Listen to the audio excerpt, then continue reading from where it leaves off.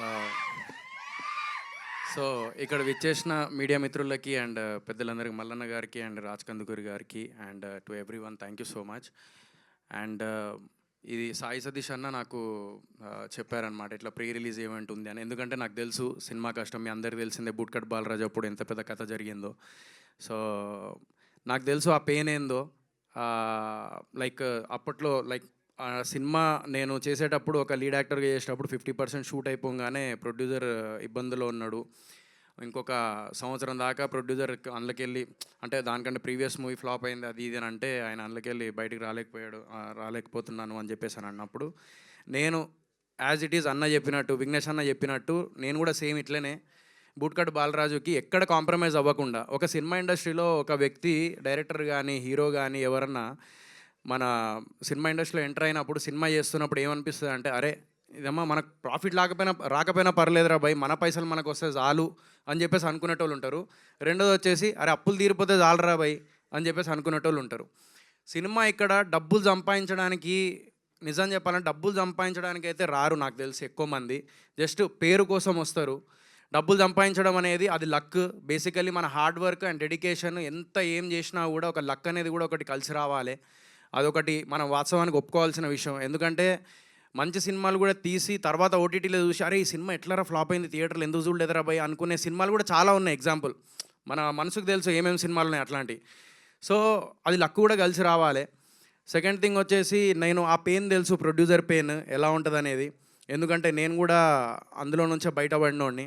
So నేను అప్పుడు ఒకటే అనుకున్నా, మా డాడీతో ఒకటే అన్నా, నాన్న పైసలు ఉన్నాయి ఇంట్లో అంటే 43 లక్షలు ఉన్నాయిరా అంటే, సరే అని చెప్పేసి మరి ఏం సినిమా పెడదాం అనుకుంటున్నా అంటే, మరి తర్వాత ఏందిరా అంటే నీ ఇష్టం, నువ్వు తీసుకెళ్ళి పెట్టమంటే పెడతా అంటే ఒకటే అన్నాడు, నీ కాన్ఫిడెంట్ ఉంటే చాలు అని చెప్పేసి అన్నాడు. నా కాన్ఫిడెంట్ ఉంది అని అన్నా. సో మన మీద మనకు నమ్మకం లేకపోతే ఎట్లా అని చెప్పేసి పెట్టేసిన. సరే లాస్ అయినాము, సగం డబ్బులు వచ్చినాయి, సగం డబ్బులు రాలేదు, లాస్ అయినా. నాకు తెలుసు అవమానంగా కూడా ఫీల్ అయిపోయినా నేను ఆ టైంలో, లైక్ ట్రోల్స్ వల్ల అదంతా. బట్ డెఫినెట్లీ ఎంత సినిమా ఇండస్ట్రీలో మేము వచ్చినా కూడా మళ్ళీ ఇది ఒక డ్రగ్ ఎడిక్ట్ లాంటిది. దీని అమ్మ జీవితం ఒక్కసారి పట్టుకుంటే మనం వదలలేమన్నమాట. ఇప్పుడు మొండిగా అంటే ఎప్పుడైనా కానీ లెసన్స్ అనేటివి నేర్చుకుంటూ ఉంటాం సినిమా ఇండస్ట్రీలో. సో ఎవరైనా కూడా హిట్ కొట్టాలనే తీస్తారు సినిమా. ఎవరైనా కూడా కష్టపడి అరే హిట్ కొట్టాలరా భయ్ అని చెప్పేసి కష్టపడి తీస్తారు. ఆ కష్టానికి మన చిన్న స్థాయి నుంచి ఒక్కొక్క మెట్టు ఎదుగుతూ ఉండే లైక్ వ్యక్తులు చాలామంది ఉంటారు ఇండస్ట్రీలో. లైక్ ఇప్పుడు విఘ్నేష్ అన్న కానీ, లేకపోతే ఈ హోల్ టీమ్ కానీ అందరు కొత్త వాళ్ళే. ఈవెన్ హ్యాండిక్యాప్డ్ అయినా కూడా మన మార్కండ్ గారు మ్యూజిక్ అయితే ఇరగదీసిర్రు. సో మెంటల్లీ ఆయన అయితే హ్యాండిక్యాప్డ్, అక్కడ మ్యూజిక్ చూస్తే అర్థమవుతుంది. సో ఇంతమంది టాలెంటెడ్ ఉన్నప్పుడు ఏంటంటే వాళ్ళ కష్టాన్ని గుర్తించి ఒక్క 200 రూపాయలు పెట్టి వాళ్ళ థియేటర్కి వెళ్ళి చూస్తే, వాళ్ళ అప్పులైనా కూడా లేకపోతే రేపటి రోజున అరే నీ సినిమా ఒక 10 మంది చూసిర్రా అని చెప్పేసి, మా సినిమా 10 మంది చూసిర్రా అని చెప్పేసి చెప్పుకోనికన్నా ఒక ధైర్యం ఉంటుంది, ఇండస్ట్రీలో ఉండాలని చెప్పేసి అనిపిస్తుంది.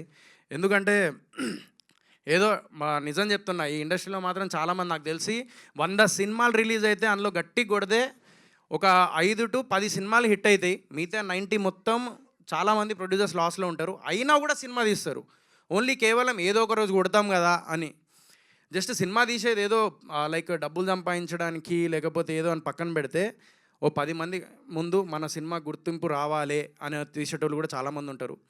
సో ఆ సినిమా వీళ్ళు కష్టాన్ని మీరు గుర్తించి, అండ్ ఈ అవుట్పుట్ కూడా నేను ఇందాక చూసిన. సో చాలా న్యాచురల్గా తీసిర్రు, విలేజ్ బ్యాక్డ్రాప్ కదా. సో న్యాచురల్గా తీసిర్రు. సో అందరు ఎంకరేజ్ చేయాలని మనస్ఫూర్తిగా కోరుకుంటున్నాను.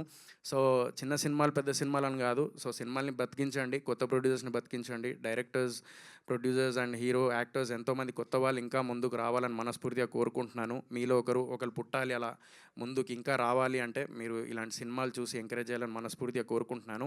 And all the very best whole team, hero గారికి అండ్ హీరోయిన్ గారికి అండ్ విఘ్నేష్ గారికి all the best and thank you. కథ వేరుంటుంది. Thank you. Yeah, thank you so much. కాకపోతే actually Sohail and Sohail team friends కొంతమంది ఒక్కసారి తీన్మార్ మల్లన్న గారిని వేదిక మీద ఒక్క సెకండ్ ఉండవలసిందిగా కోరుకున్నాం. ఒక బాబుకి మెడికల్ ఎమర్జెన్సీ ఉంటే వీళ్ళందరూ కలిసి వాళ్ళకి కొంత ఫండ్స్ రేస్ చేసి ఆ బాబుకి ఇవ్వడం జరిగింది. అండ్ ఇవాళ ప్రణయ గోదావరి ప్రీ రిలీజ్ ఈవెంట్లో అండ్ టీం వైపు నుంచి ఒక చెక్ ఆ బాబుకి అందిస్తున్నారనమాట.